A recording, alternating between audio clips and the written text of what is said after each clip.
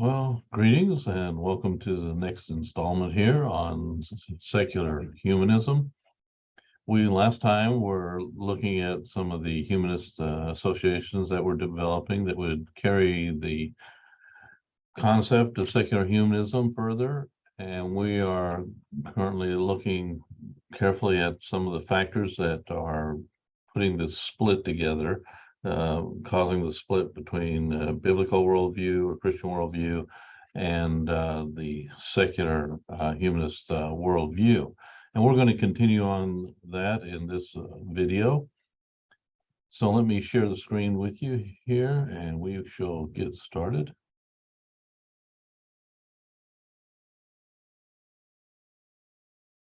All right.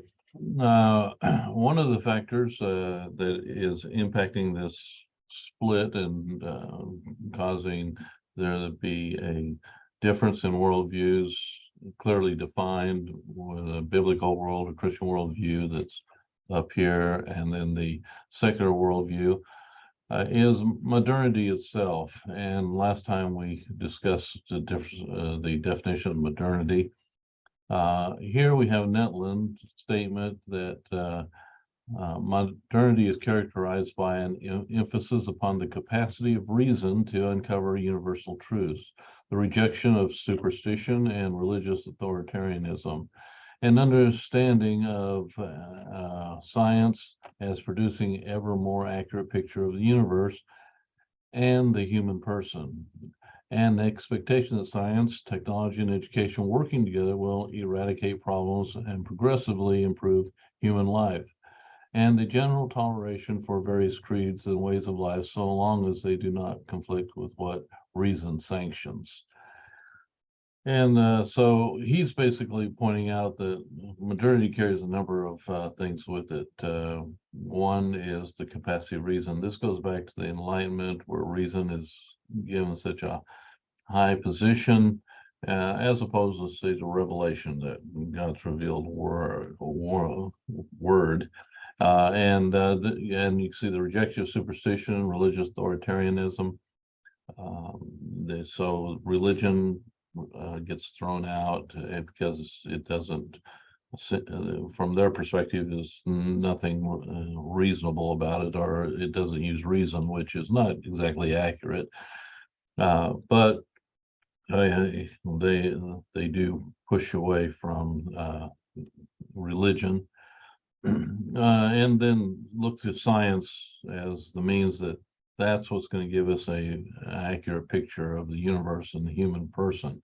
But of course, if they already presuppose that the human person is simply a physical being without any spiritual aspects, then they've already limited their picture of what they expect to find in understanding humans.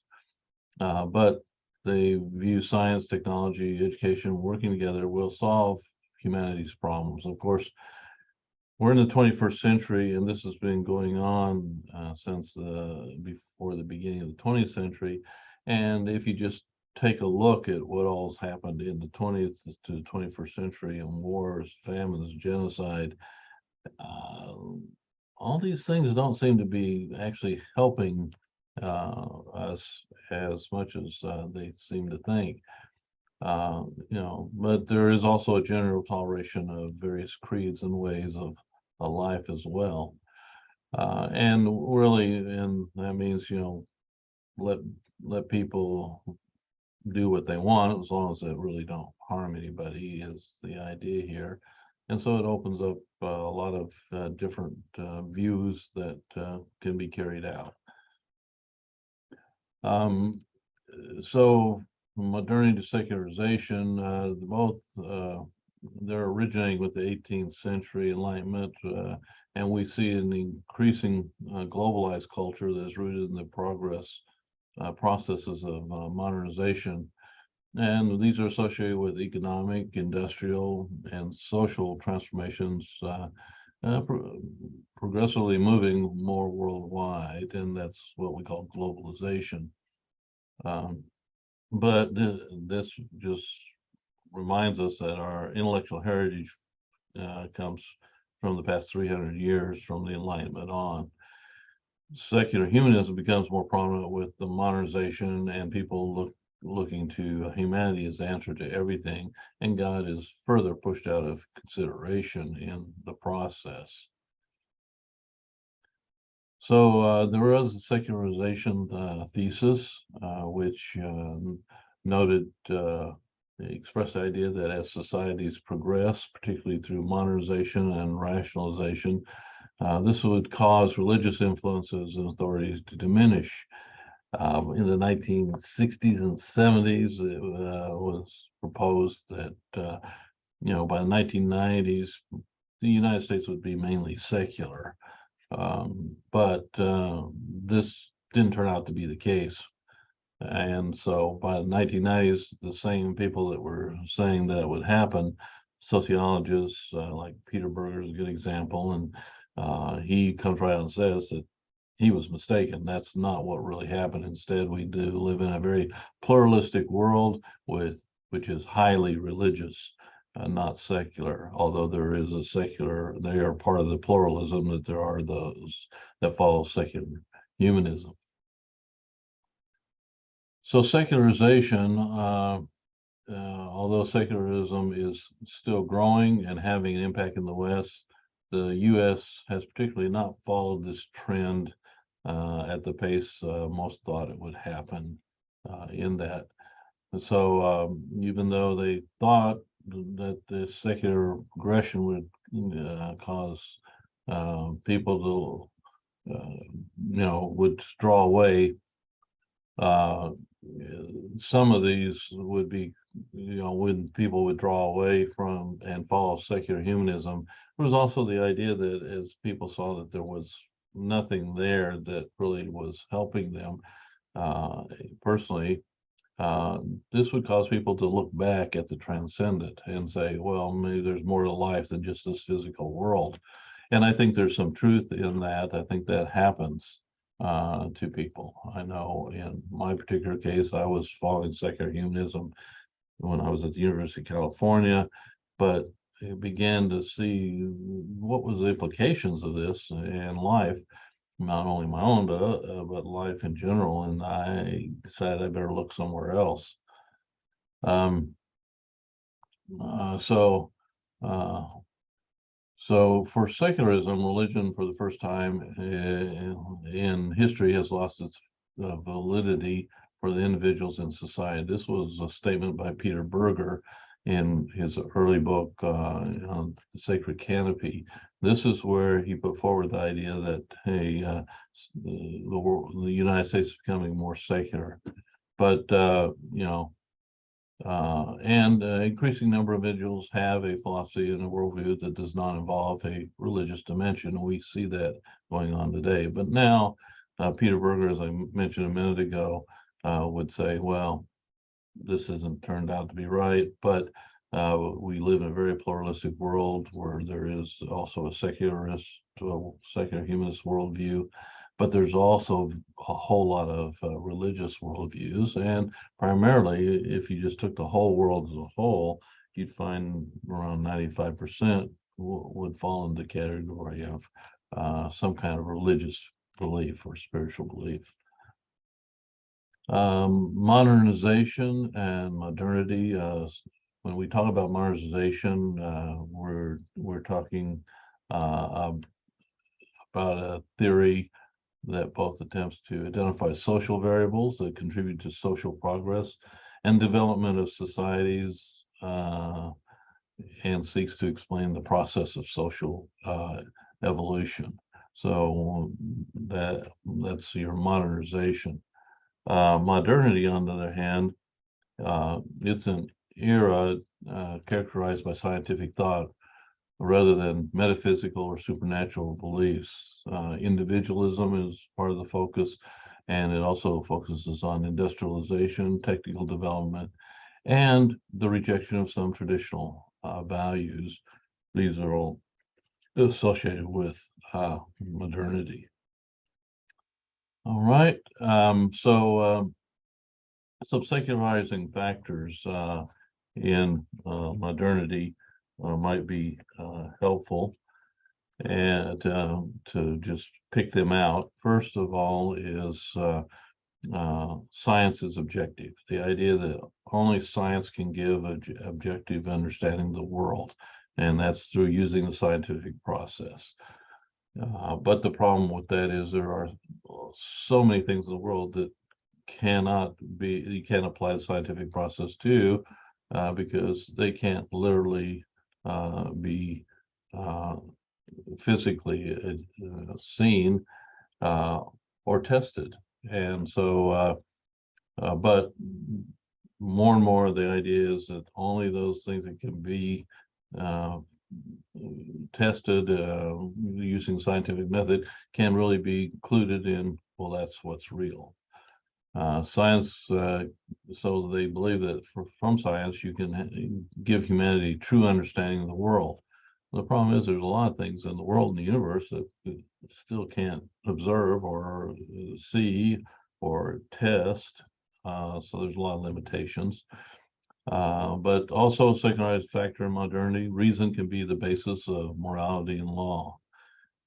But the problem is this always goes back to humans, and humans, if humans are the basis for it, and we're very flawed, there's going to be a lot of issues with that. And wherever this has been the case, like in communist Russia and communist China and Nazi Germany, we take God out of the picture and the moral laws associated with Christianity. We can see the horrendous toll on life that it took in those periods. Some estimate from Russia to China, more than 100 million people were killed to enforce this new system, political economic system of communism. And we know that 6 million Jews plus a bunch more were killed in Nazi Germany. Well, so secularizing factors in modernity is the universal truth can be discovered through reason only. But if it always goes back to have humans really giving the universal truth without some higher being? Another, science, technology, education can solve all of humanity's problems. And so far, we're not doing all that well in that regard. And then views contrary to reason, not respected or even tolerated. So if it doesn't adhere to reason, which basically boils down to, the scientific method of looking at things, these are not things that are really real, and so they can't be objective as their ideas. So these are some of the secularizing factors in modernity. Now, when you think of Christian thought, the biblical worldview, and American culture, and we went back and looked at the founding fathers and how they brought together the idea of having a free nation and putting this nation together. They believed that one of the pillars of it was that it had the Christian value system, and God had to be a part of that foundation, along with the ideal that of human dignity and freedom to be practiced. But for that practice to work and to continue, you had to have the Christian perspective. In other words, you had have to have that much of a moral foundation, a moral and ethical foundation, to make it really work. And so right at the beginning, you had the Christian worldview or biblical worldview mixed with U.S. culture, and they overlapped, and they participated. They both, whether they were Christian or non-Christian, and whether they were one religion or another, they participated in political thought, political praxis, science, education. The government was first, in the U.S. government was first to print a Bible in English to be used in schools. And that's hard for us to realize today. Various societal issues, cultural practices, religious actions, and overall there was the expectation that there is a God, and he oversees things. Thus, the were endowed by our Creator with unalienable rights, is still part of that. But this would have been more at the beginning of the founding of the United States.